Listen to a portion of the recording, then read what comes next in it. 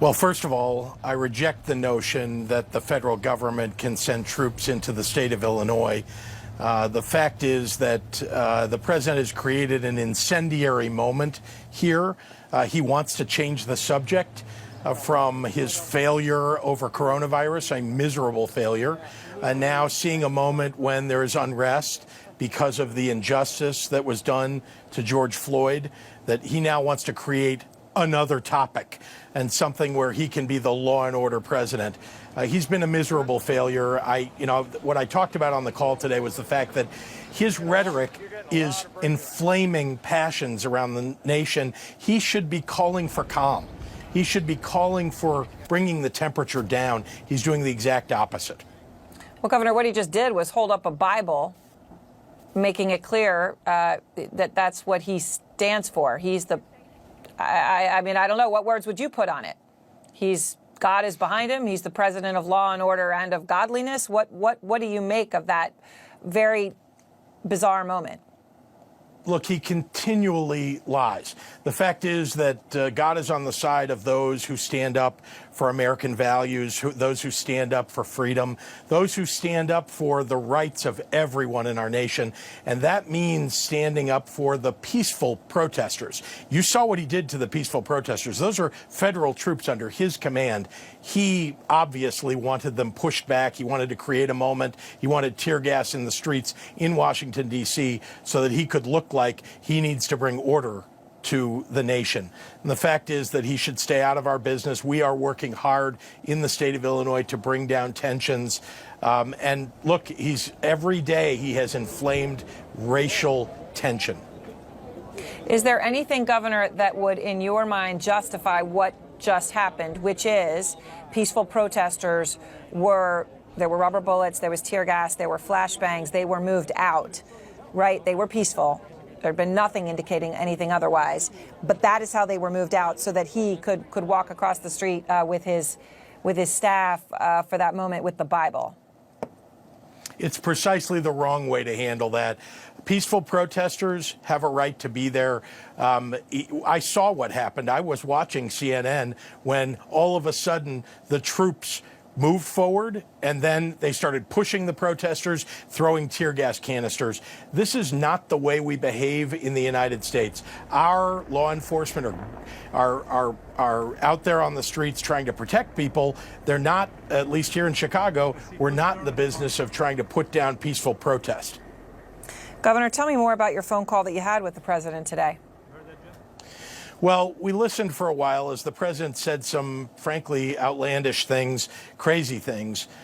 He talked about dominating the streets in all of our cities today. And then, after he said all of that, there were a few governors, mostly Republican governors, who got on and said, positive, complimentary things about the president.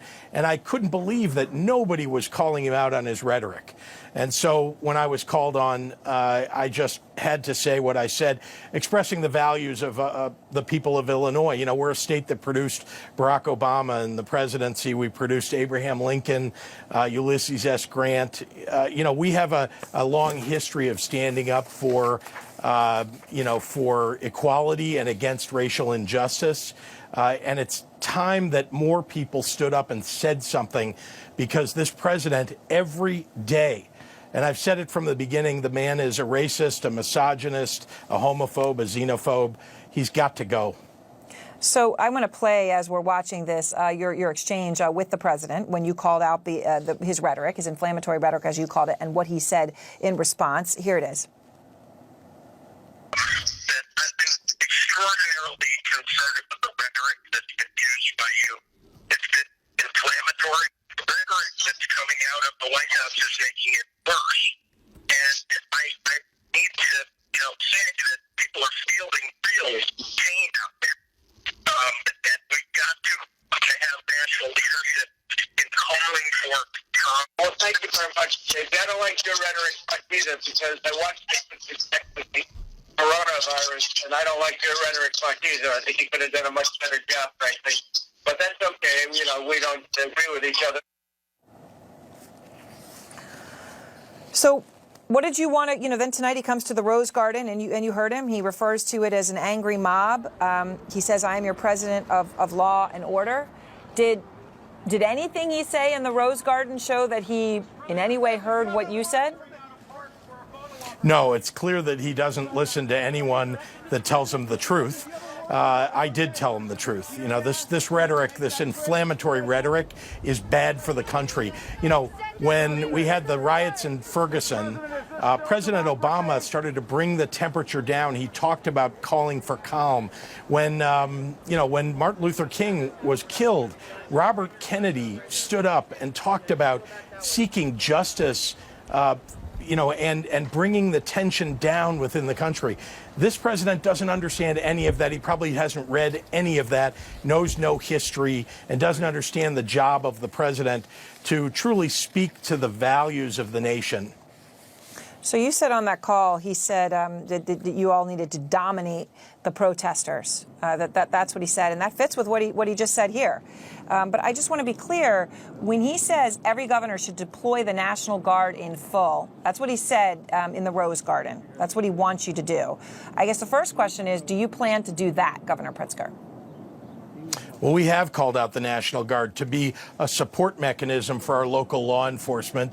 And they're doing that, frankly, and they're doing a good job. We also have our state police assisting local law enforcement all across the state, wherever they have requested it. So the president just doesn't know what he's talking about. And when he says in every state, well, what if there aren't any riots in every state? What if there aren't any there isn't any violent behavior or looting? I think he just wants to create a tone in which, it's law and order versus people standing up for their rights, and he'd just as soon run over people's rights. So, Governor, what will you do if he does, he says he's mobilizing the U.S. military, but he says that if you don't solve the problem, he will deploy the U.S. military quickly and solve the problem for you. You've categorically said you reject his ability to send U.S. military to the state of Illinois, but what will you do if he tries to move forward? Well, it's illegal. Jeffrey Toobin just confirmed what I have known, which is it's illegal. He can't do it. We won't request military assistance here in the state of Illinois. I can't imagine any governor is going to do that. And it's ridiculous. The situation that we're in today is one which requires a leader who will stand up and meet the challenge, by the way, of addressing police accountability, making sure that we're standing up for peaceful protest. Yes, of course, we want looters to go to prison, to jail. We want to make sure that we're catching people who are lighting fires or causing any violence. But the vast majority of people who are out there in Washington, D.C. and here in Illinois are standing up for peaceful protest and standing up against what happened in Minneapolis to George Floyd.